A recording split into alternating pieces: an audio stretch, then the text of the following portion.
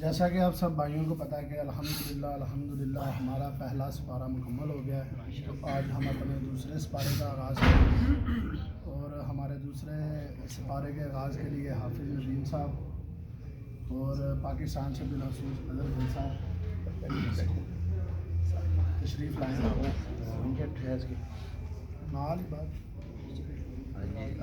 لے جو منڈے دو تو لے تو انشاءاللہ باقاعدہ آغاز تلاوت قرآن پاک کا اور اس کے بعد دوسرے سپارے کے پہلے رکوع کا ترجمہ اور تفسیر. آج کا پروگرام سارا حافظ ندیم صاحب اور ہمارے محترم ہی چلائیں گے. ہم نے تو صرف ان کو انٹروڈیوس کروانا تھا.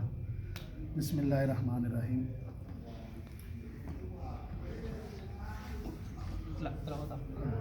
آپ کریں.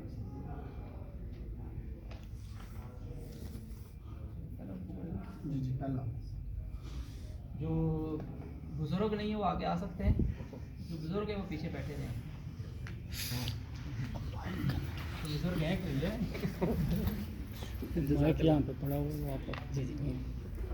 یہ گال ہے وہاں پیچھے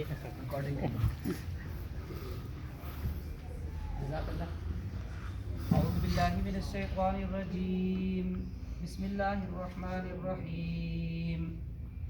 سيقول السفهاء من الناس ما ولاهم عن قبلتهم التي كانوا عليها قل لله المشرق والمغرب يهدي من يشاء إلى صراط مستقيم. وكذلك جعلناكم أمة وسطا لتكونوا شهداء على الناس ويكون الرسول عليكم شهيدا. وما جعلنا القبلة التي كنت عليها إلا لنعلم من يتبع الرسول ممن ينقلب على عقبيه وإن كانت لكبيرة إلا على الذين هدى الله وما كان الله ليضيع إيمانكم إن الله بالناس لرؤوف رحيم. قد نرى تقلب وجهك في السماء فلنولينك قبلة ترضاها فول وجهك شطر المسجد الحرام وحيث ما كنتم فولوا وجوهكم شطره وإن الذين أوتوا الكتاب ليعلمون أنه الحق من ربهم وما الله بغافل عما يعملون. ولئن أتيت الذين أوتوا الكتاب بكل آية ما تبعوا قبلتك وما أنت بتابع قبلتهم وما بعضهم بتابع قبلة بعض ولئن اتبعت أهواءهم من بعد ما جاءك من العلم إنك إذا لمن الظالمين. الذين آتيناهم الكتاب يعرفونه كما يعرفون أبناءهم وإن فريقا منهم ليكتمون الحق وهم يعلمون. الحق من ربك فلا تكونن من الممترين. صدق اللہ العظیم. یہ دوسرے سپارے کا پہلا رکوع ہے اور سورہ بقرہ جاری ہے. تو پہلے تو ہم آپ کو ماشاءاللہ مبارکباد پیش کرتے ہیں کہ آپ نے ایک سپارہ مکمل کر لیا ہے. یہ سچی بات اور حقیقت یہ ہے کہ بہت بڑا اعزاز ہے. ویسے تو 30 سپاروں میں ایک سپارہ تو کچھ بھی نہیں لگتا، باقی 29 پڑھے ہوئے ہیں، لیکن ایک سپارہ مکمل کر لینا، اس کا ترجمہ، اس کی تلاوت، اس کو کچھ نہ کچھ سمجھنا یا انڈرسٹینڈنگ حاصل کرنا، یہ کوئی معمولی بات نہیں ہے. یہ بہت بڑی بات ہے الحمدللہ. اور آپ نے بہت مختصر وقت میں ایک سپارہ مکمل کیا ہے. تو جو لگن ہے ماشاءاللہ راجہ طارق صاحب کی، عبدالجبار بھائی کی اور آپ سب کی، تو اس کے لیے بہت ڈھیر ساری دعائیں آپ سب کے لیے نکلتی ہیں. جب آپ کے مہینے کی کلاس دیکھتے ہیں اور تصویر دیکھتے ہیں اور میسج دیکھتے ہیں تو دل خوش ہوتا ہے کہ لیڈی اسمتھ میں ماشاءاللہ کمیونٹی اللہ کی کتاب کے ساتھ جڑی ہوئی ہے. تو آج جو ہم نے جو دوسرے سپارے کا پہلا رکوع پڑھا، اس کا ہم ترجمہ پڑھیں گے، اور اگر کوئی بہت موٹی سی بات ہوگی تو اس کو ہم 1 2 4 منٹ میں اس کو کنکلوڈ کریں گے. اور ہمارے آج کے جو مہمان ہیں خاص طور پر پاکستان سے تشریف لائے ہیں، ہم زیادہ موقع ان کو دیں گے اور ان کی گفتگو اور ان کی بات کو انشاءاللہ تعالی ہم سنیں گے. تو میں ہی ترجمہ پڑھ دوں یا کوئی اور پڑھیں گے؟ اس کا ترجمہ یہ ہے کہ احمق لوگ کہیں گے کہ مسلمان جس قبلے پر پہلے سے چلے آتے تھے اب اس سے کیوں منہ پھیر بیٹھے ہیں۔ تم کہہ دو کہ مشرق اور مغرب سب خدا ہی کا ہے، وہ جس کو چاہتا ہے سیدھے راستے پر چلاتا ہے، اور اسی طرح ہم نے تم کو امت معتدل بنایا ہے تاکہ تم لوگوں پر گواہ بنو اور پیغمبر آخر الزمان صلی اللہ علیہ وسلم تم پر گواہ بنے۔ اور جس قبلے پر تم پہلے تھے اس کو ہم نے اس لیے مقرر کیا تھا کہ معلوم کریں کہ کون ہمارے پیغمبر کا تابع رہتا ہے اور کون الٹے پاؤں پھر جاتا ہے۔ اور یہ بات یعنی تحویل قبلہ لوگوں کو گراں معلوم ہوئی، مگر جن کو خدا نے ہدایت بخشی ہے وہ اسے گراں نہیں سمجھتے، اور خدا ایسا نہیں کہ تیرے ایمان کو یوں ہی کھو دے۔ خدا تو لوگوں پر بڑا مہربان اور صاحب رحمت ہے۔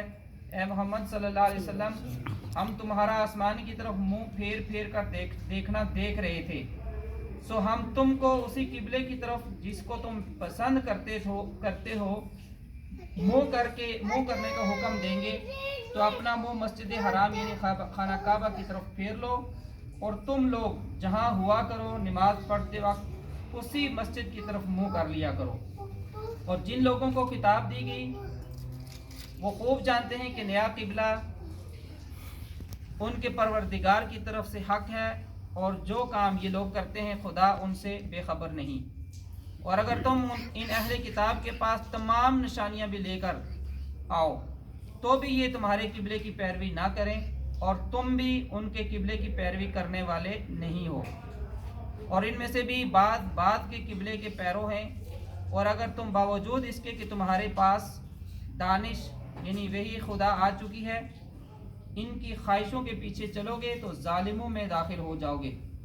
جن لوگوں کو ہم نے کتاب دی ہے وہ ان پیغمبر آخر الزمان صلی اللہ علیہ وسلم کو اس طرح پہچانتے ہیں جس طرح اپنے بیٹوں کو پہچانا کرتے ہیں، مگر ایک فریق ان میں سے سچی بات کو جان بوجھ کر چھپا رہا ہے۔ اے پیغمبر خدا صلی اللہ علیہ وسلم، یہ نیا قبلہ تمہارے پروردگار کی طرف سے حق ہے، تو تم ہرگز شک کرنے والوں میں نہ ہونا۔ صدق اللہ العظیم۔ یہ جو دوسرے سپارے کا پہلا رکوع ہے یہ تحویل قبلہ ہے۔ ہم سب کو پتہ ہے کہ اس سے پہلے کون سا قبلہ تھا؟ ہم سارے ادھر نماز پڑھتے تھے رک کر کے۔ تو اللہ کے نبی صلی اللہ علیہ وسلم انتظار کر رہے تھے جب انہیں نبوت ملی، تو نبوت کرنے کے بعد حضور نبی کریم صلی اللہ علیہ وسلم کو پتہ تھا، اور وہ انتظار کر رہے تھے کہ اس قبلے کی طرف رخ کر کے پڑھیں کہ جو قبلہ ابراہیم علیہ السلام نے بنایا تھا۔ تو اللہ تعالیٰ کے حکم کا انتظار کر رہے تھے حضور نبی کریم صلی اللہ علیہ وسلم، اور وہ آسمان کی طرف بار بار منہ اٹھا کے دیکھتے تھے، نظریں آسمان کی طرف کہ کب وہ حکم آئے اور میں اسی قبلے کی طرف جاؤں جو قبلہ اول ہے۔ تو اللہ تعالیٰ نے ایک موقع پہ جو ہے نا وہ یہ آیات نازل فرمائی، اور جو ہے نا وہ تحویل قبلہ کا حکم آیا، تو حضور نبی کریم صلی اللہ علیہ وسلم نماز کے اندر ہی تھے اور قبلے کا رخ آپ صلی اللہ علیہ وسلم نے وہاں سے بیت المقدس سے یہاں پہ حرم شریف کی طرف کیا، اور پھر وہ آپ نے نماز پڑھی۔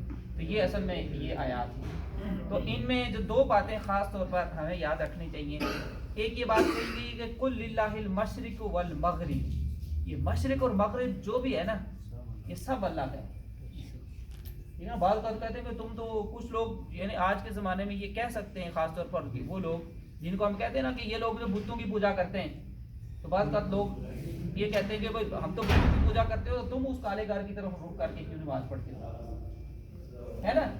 مطلب یہ دلیل دینے والے دلیل دے سکتے ہیں کہ اگر ہم بتوں کی پوجا کرتے ہیں تم بھی تو کسی پتھر کی پوجا کرتے ہو نا، کہ وہ ایک گھر بنا ہوا ہے کالا سے رنگ کا، وہ جس کو نہیں پتا وہ تو کہتا ہے کہ تم کیوں اس طرف رخ کر کے نماز پڑھتے ہو، تم کہیں اور رخ کر کے کیوں نہیں نماز پڑھتے؟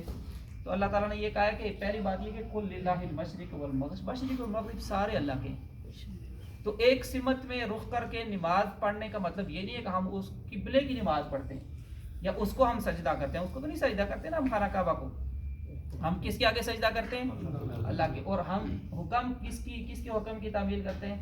اللہ تعالیٰ کی۔ تو وہ ایک جو ہے نا وہ ایک رخ اور سمت متعین ہو گئی ہے کہ یہ نہ ہو کہ بھائی مسجد میں مولوی صاحب کھڑے امام صاحب اور امام صاحب نے تو رخ ادھر کیا ہوا ہے، نمازی ایک کہتا ہے میں ادھر کرنا ہے، ایک ادھر کرنا ہے، ایک ادھر کرنا ہے، کہہ سکتے ہیں نا اگر یہ نہ ہوتا تو اللہ نے ایک ترتیب بنانی تھی تو یہ، لیکن بنیادی بات یہ ہے کہ ہم سجدہ کس کے آگے کرتے ہیں؟ اللہ اس گھر کے آگے سجدہ نہیں کرتے، لیکن اس کے رخ ہے جس کی طرف جو ہے نا وہ سجدہ رخ کر کے سجدہ کرنے کو حکم کیا گیا. ایک بات یہ ہے. دوسری بات وَكَذَلِكَ جَعَلْنَاكُمْ أُمَّةً وَسَطًا لِتَكُونُوا شُهَدَاءَ عَلَى النَّاسِ. یہ خاص بات ہے جو یاد رکھنے والی ہے آج کی آیات میں. حضور نبی کریم صلی اللہ علیہ وسلم کو کہا گیا کہ ہم نے آپ کے امت وسط بنا کے بھیجا گیا. امتن وسطن کہتے ہیں، وسط کس کو کہتے ہیں؟ درمیان. ٹھیک ہے، درمیان، کسی انتہا کی طرف نہیں بنا کے بھیجا، کسی شدت کی طرف نہیں بنا کے بھیجا. تو وہ جو میانہ روی کی راستہ جو دنیا کے معاملات میں بھی میانہ روی اختیار کرنے کا کہا گیا ہے، عبادت کے معاملے میں میانہ روی اختیار کرنے کا کہا گیا ہے، خرچ کرنے کے معاملے میں بھی میانہ، یعنی دنیا کا کوئی بھی معاملہ ہے نا، زندہ انسان، آنکھیں کھلی ہوئی ہیں، دماغ چل رہا ہے، تو میانہ روی کا